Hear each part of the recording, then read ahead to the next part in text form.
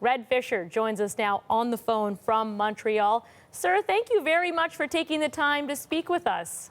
Well, thank you for asking. So, what are you thinking about on this day when thousands of people are lining up to honor and mourn Jean Béliveau? Well, you know, that's a good question. Right now, it's pretty hard to think about anything other than Jean Béliveau, but at this moment, I am thinking of meeting Jean at the Montreal General one day, a few years ago, and along came one of the workmen, a janitor at the hospital, and as he was passing by Beliveau, he just stopped dead in his tracks and he said, "Oh, Monsieur Beliveau, comment ça va, Monsieur Beliveau?" That was Jean Beliveau, the respect that everybody in this city and across the country and around the world have always had for Jean Béliveau. And this man with a pail of water in his hand, you know, talked to Béliveau for 10 minutes, at least 10 minutes. And Béliveau answered every question this man had, and the conversation just went back and forth, lots of smiles from Béliveau, and I'm sure this workman at the hospital, you know, was in shock that he was standing a few feet away from certainly one of the greatest hockey players in the history of the game. But beyond that, you know, I have interviewed thousands of people in the past, during my 58-year career with the Star and then with the Gazette.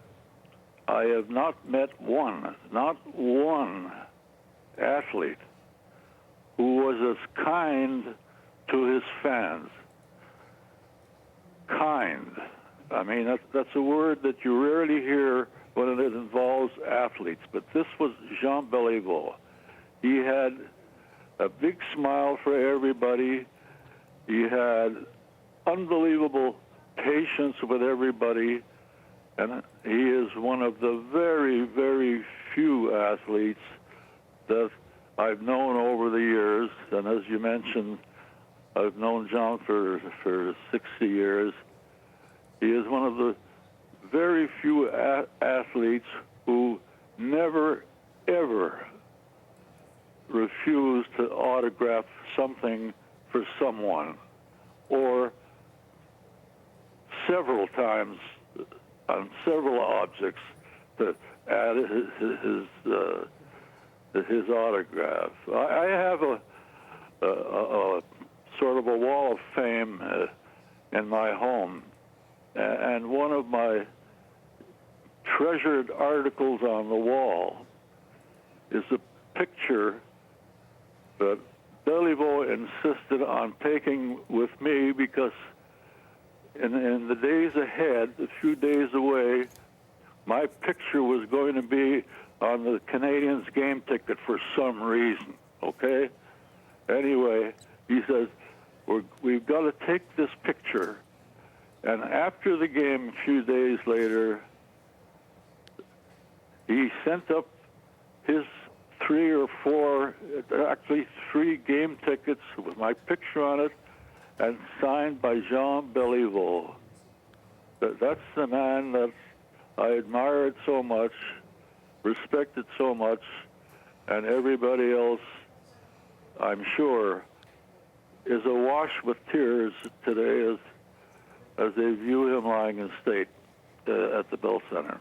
What an incredible moment that must have been for you, Red. And I must say, your stories beautifully sum up the man that Jean Béliveau was. I want to ask you, I'm running out of time, but I want to ask you quickly. Béliveau won 10 Stanley Cups as a player. Was there one that stood out for you, Red?